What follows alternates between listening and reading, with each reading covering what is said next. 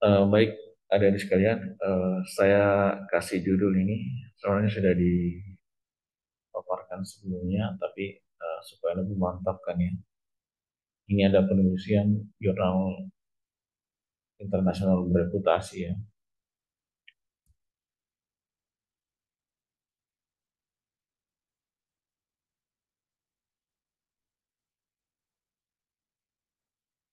Jadi kalau kita lihat jurnal artikel bereputasi ini sangat penting, karena kenapa ini bisa meningkatkan karir sebagai seorang mahasiswa dan dosen atau akademisi karena sangat bermanfaat bagi para akademisi dan institusi, bisa menaikkan rating perguruan tinggi ya, atau bahkan bangsa kalau misalnya ada temuannya yang bisa dibaca dan bisa dikembangkan dalam segi pengetahuan.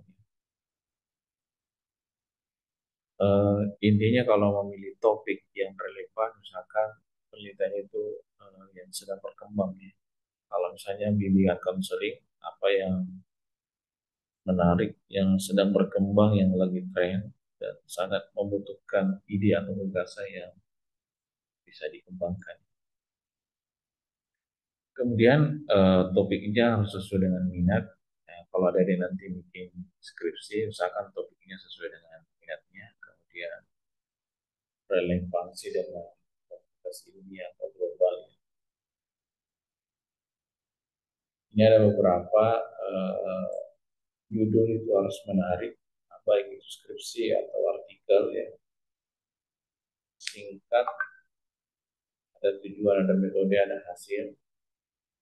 Ini ada sering saya jelaskan ya. Dapat verifikasi, ada datanya, ada analisisnya, ada interpretasinya. Intinya kesimpulan baik itu skripsi atau artikel, ya, usahakan ada temuan dan kontribusi para peneliti penting.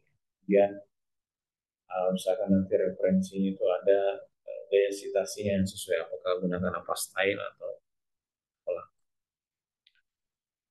Ya, abstrak itu 150 sampai 250 kata. Ini sering saya jelaskan ya.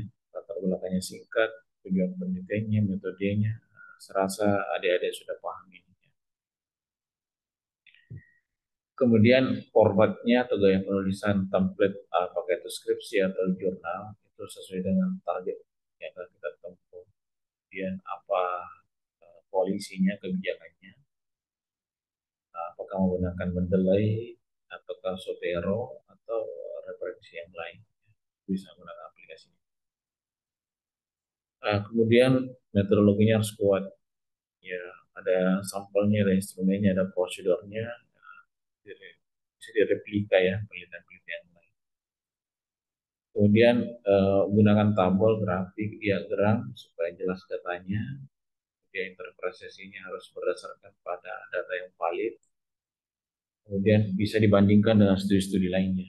Itu penting bagi adik-adik. Kemudian implikasinya ya. Jadi kesimpulannya dan ada rekomendasinya.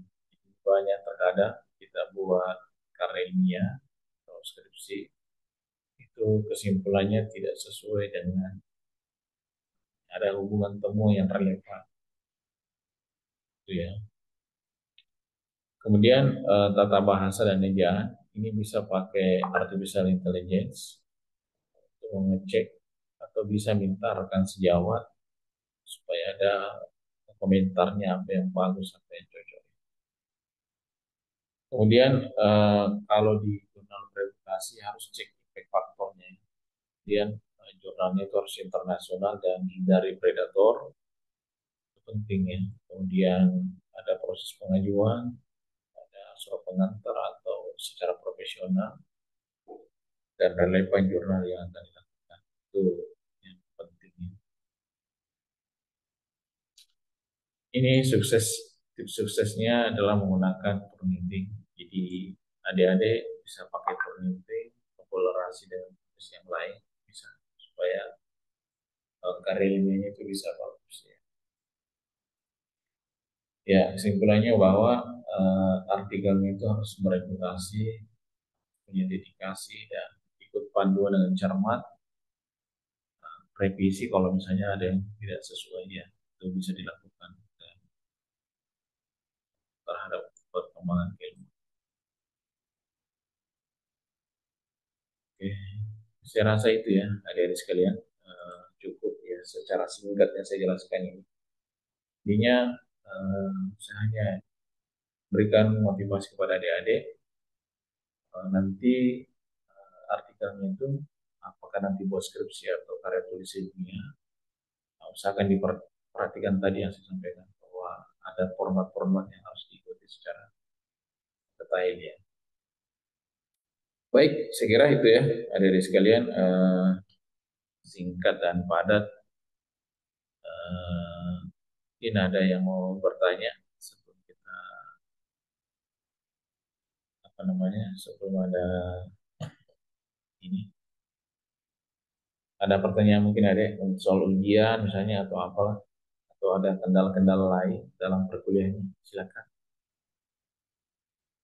Anita mungkin ada, atau Alimatul Ilma, atau Sri Mufida, atau Nurmiati, Cut Atira, silakan. Ada yang mau dikonfirmasi? Cukup ya? Iya, Pak. Ya, oke, saya kira cukup ya. Nanti disampaikan sama teman-temannya pekan depan ya, Anita ya. Insya Allah kita final dan berita caranya disiapkan dan tugas-tugasnya yang belum selesai diselesaikan. Itu ya, saya kira cukup untuk hari ini. Iya. Ya, dari saya, bila bisa berhak, Assalamualaikum warahmatullahi wabarakatuh. Waalaikumsalam warahmatullahi wabarakatuh. Warahmatullahi wabarakatuh.